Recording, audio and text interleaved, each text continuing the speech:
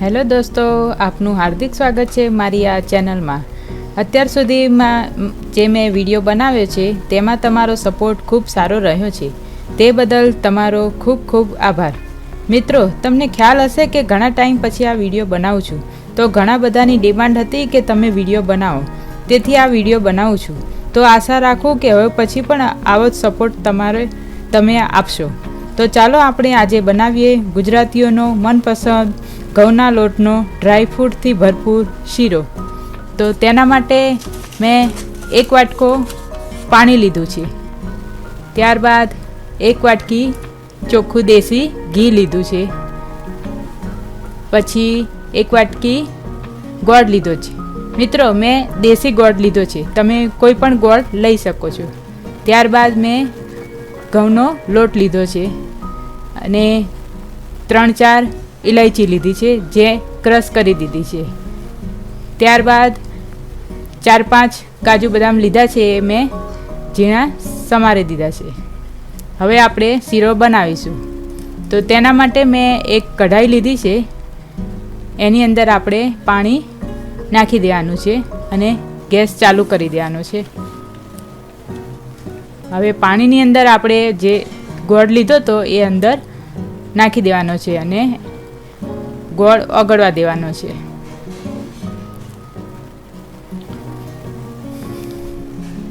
દેશી ગોળ ખાવામાં સારો રહે છે, એટલે હું દેશી ગોળ યુઝ કરું છું। તમે જો વ્હાઈટ ગોળ આવે છે એ વાપરતા હોય તો એ વાપરી શકો છો, પણ દેશી ગોળ સારો હોય છે, એટલે એ સારો હોય, ખાવામાં બી સરસ લાગે છે। હવે આપણે એને એકદમ બધો ગોળ ઓગાળી દેવાનો છે। જુઓ, આ રીતે હલાવતા જવાનું છે અને ગોળ બધો ઓગાળી દેવાનો છે।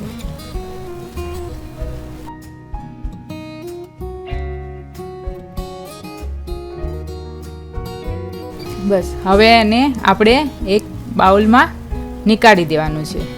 બધો ગોળ ઓગળી ગયો છે ને, એટલે હવે બાઉલમાં નીકાળી દઈએ। જુઓ, હવે બાઉલમાં નીકાળી દીધું છે।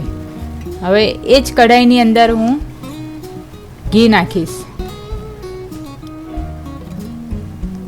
આપણે આ શીરો બનાવીએ એની અંદર આપણે ઘીનું પ્રમાણ વધારે રાખવાનું છે, એમ, કારણ કે ઘઉંનો લોટ હોય છે ને એ ઘી વધારે પીવે, એટલે આની અંદર ઘીનું પ્રમાણ વધારે હોય તો શીરો આપણે ખાવામાં એકદમ સ્મૂથ લાગે છે।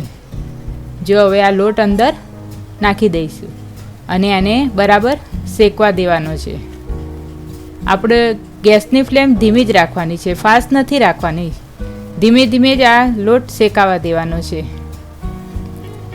જો આપણો લોટ બરાબર શેકાશે તો આપણો શીરો એકદમ મોંમાં મૂકતા જ ઓગળી જાય એવો બની જશે। બસ આ રીતે આપણે લોટ શેકાવા દેવાનો, ધીમે ધીમે તવેતાથી હલાવતા જવાનું અને લોટ શેકાવા દેવાનો છે। જેમ જેમ આપણો લોટ શેકાશે એમ આપણું ધીરે ધીરે ઘી છૂટું પડી જશે। બસ આ રીતે જ આપણે ગેસની ફ્લેમ ધીમી રાખી અને શેકાવા દેવાનો। આ ઘઉંના લોટનો શીરો આપણે શિયાળામાં જો સવાર સવારમાં ખાઈએ તો બહુ જ સરસ, નાના છોકરાઓને આ સારો ભાવે।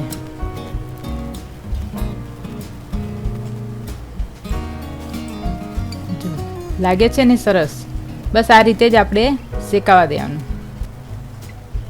જ્યાં સુધી આપણે ગોલ્ડન બ્રાઉન ના થાય લોટ, ત્યાં સુધી આપણે જ વ્યવસ્થિત હલાવતા જવાનું છે।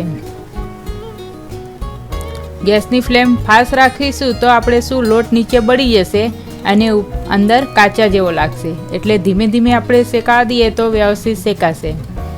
જો હવે આપણે દેખાય છે ને ઘી બી એનું છૂટું પડે છે। બસ આ રીતે જ હલાવવાનું છે। જો હવે આપણે ગોળનું પાણી અંદર નાખી દેવાનું છે અને હવે બરાબર હલાવતા જવાનું છે। આને વ્યવસ્થિત આપણે હલાવતા રહેવાનું છે, નકર અંદર બબલ પડી જાય। આપણે અંદર જે બબલ્સ ના પડે એનું ખાસ આપણે ધ્યાન રાખવાનું છે, એટલે ધીરે ધીરે હલાવતા રહેવાનું છે. જો આપણો લોટ બરાબર ના શેકાયો હોય તો અંદર લોટના ગઠ્ઠા થઈ જાય છે.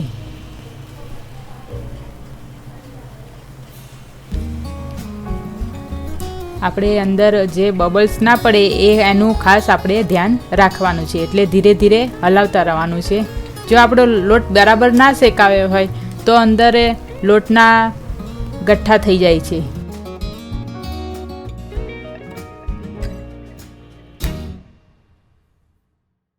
બસ આ રીતે જ હલાવતા રહેવાનું છે. અને ગેસની ફ્લેમ આપણે ધીમી જ રાખવાની છે, ફાસ્ટ નથી કરવાનું. નહીં તો આપણે શું પાણી બધું બળી જાય અને લોટ આપણો કાચો રહી જાય. એટલે આપણે ગેસની ફ્લેમ ધીમી રાખવાની અને શેકાવા દેવાનું. જો બધું પાણી બળી ગયું છે ને, બસ આ રીતે જ આપણે હલાવી દેવાનું છે. જો એનું ઘી બી ચોખ્ખું દેખાય છે વ્યવસ્થિત. આપણે શીરો બનાવીએ એટલે આપણે ઘી, ગોળ અને લોટનું પ્રમાણ બરાબર હોય તો આપણો વ્યવસ્થિત શીરો બને છે. હવે આની અંદર આપણે એલચી પાવડર એડ કરી દેવાનું છે.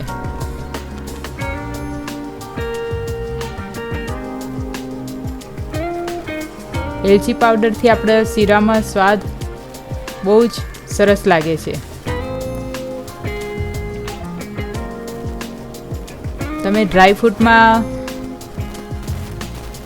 કિસમિસ, દ્રાક્ષ એ બધું નાખી શકો છો. અત્યારે મેં કાજુ બદામ એડ કર્યા છે, તમે બીજું બી નાખી શકો છો.